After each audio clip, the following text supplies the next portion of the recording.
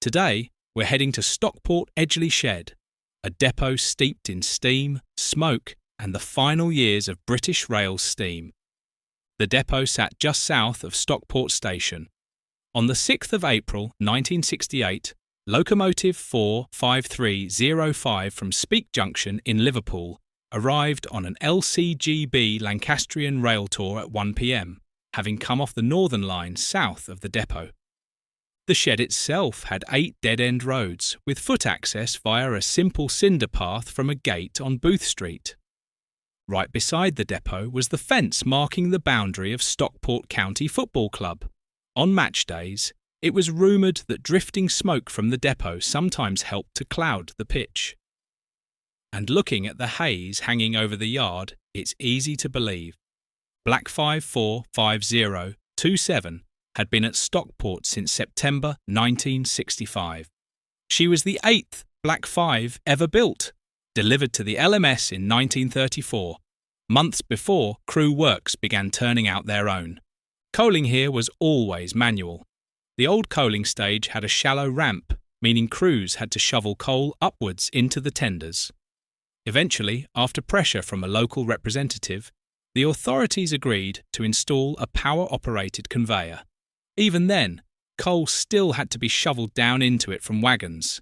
Tough, dirty work that defined so many steam depots. We see 45027 roll past the redundant coal stage and the new conveyor. 48745 backs towards the coal stage, and you can clearly see the issue with a ramp that doesn't really ramp. The shed did have a large water tank, enough to supply operations for a couple of hours even if the main supply was cut off. The depot used around 2 million gallons a year. Stockport had a 60-foot vacuum-operated turntable. By 1968, looking rather battered, but still in use. On the 18th of April 1968, 45269 was using the table to move from the coaling and ash pit roads to the main depot lines. She'd only just been allocated here after the closure of Trafford Park, with a chalked-on 9B shed code on her footplating. 44871 also arrived from Trafford Park back in October 1965. She would later become famous for her role in the final steam specials of August 1968, including the legendary 15 Guinea special. Today, she survives in preservation. As 44871 moves onto the shed roads, her stablemate 45312 follows. She arrived in October 1967 from Warrington.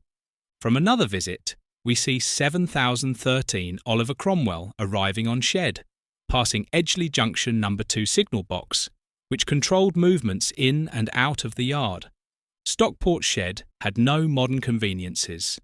There was no mechanical ash plant. All the ash, and there was plenty of it, had to be shovelled manually into wagons, often taken for disposal at Moss Tip in Wigan. 48373 had been a Stockport engine in 1966, now allocated to Newton Heath. She prepares to leave the shed, her fireman stepping down to ring Edgeley No. 2 box for permission to depart. Once given, she heads out past the small cabin used by crew in the control relief link. The last steam locomotive ever to leave Stockport Shed was 8F numbered 48170 on the 5th of May 1968. Soon after, the turntable's connections were removed and the shed became a stabling point for diesels. The buildings, apart from the offices, were demolished in February 1969. A Black 5 leads us back into Stockport Station, marking the end of another chapter in railway history. By 1961, the Manchester to Crewe line had been electrified at 25 kilovolts AC. 100 electric locomotives were built between 1959 and 1964 across 5 classes. We see Class AL3 Locomotive E3034 heading south through Stockport Station. Then we continue south, the 31 miles to Crewe, passing the now silent Edgeley Shed. And finally, Ivat Tank 41232, one of 4 allocated between 1965 and 1966. If you enjoyed this journey into the past, please like, share and subscribe for more railway history.